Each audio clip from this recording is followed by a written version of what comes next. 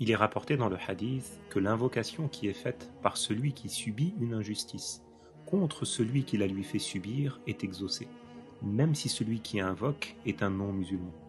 Al-Bukhari et Muslim rapportent que le prophète a envoyé le compagnon Mu'adh au Yémen et il lui a dit « Ittaqi da'wat al-mazloum fa innahu laysa baynaha wa bayna Allahi hijab » c'est-à-dire préserve-toi de l'invocation que fait celui qui a subi une injustice, car cette invocation est exaucée. Ibn Hibban rapporte aussi que le prophète a appris à ses compagnons que Dieu a révélé au prophète Ibrahim 10 livrets. Et tous ces livrets contenaient des exhortations, des recommandations. Parmi ces recommandations, il s'y trouvait la parole « Ô toi le tyran injuste, tu n'as pas été envoyé pour amasser l'argent des gens, mais plutôt pour éviter l'invocation de celui qui a subi une injustice. Car c'est une invocation qui est exaucée, même si elle est faite par un non-croyant. » De ce hadith, on comprend que même si un non-musulman subit une injustice et qu'il invoque Dieu contre celui qui a été injuste envers lui, Dieu lui exauce sa demande, que son invocation soit contre un musulman ou un non-musulman. Dans le passé, un pêcheur qui s'appelait Yassir avait pour habitude de se rendre à la mer le matin tôt pour pêcher du poisson et le vendre au marché pour nourrir sa famille. Un matin, sa journée a été différente.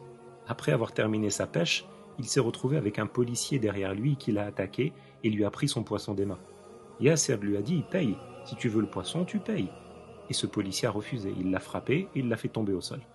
Alors Yassir a invoqué contre ce policier. Quand le policier est rentré chez lui avec le poisson, il a voulu le nettoyer et le préparer.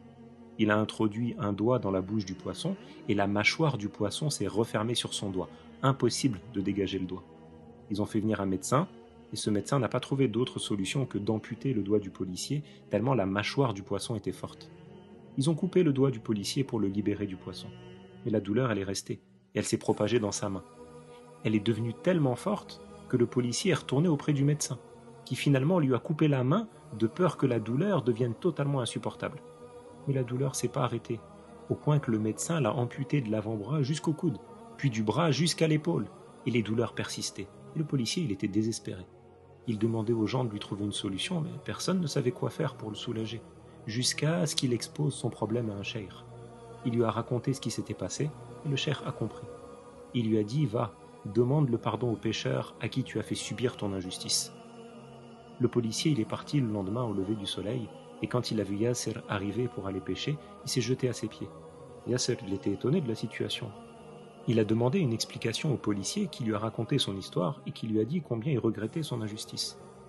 Le pêcheur a été touché par l'état du policier avec son bras amputé jusqu'à l'épaule. Il lui a pardonné et il a invoqué Allah pour qu'il lui allège ses douleurs. C'est à ce moment-là que les douleurs se sont arrêtées par la volonté de Allah. Le policier a demandé au pêcheur l'invocation qu'il avait faite quand il lui avait pris son poisson injustement. Le pêcheur a répondu « J'ai dit « Ô Allah, ton esclave que voici a été injuste envers moi. Alors montre-moi des signes de ta puissance sur cet homme. »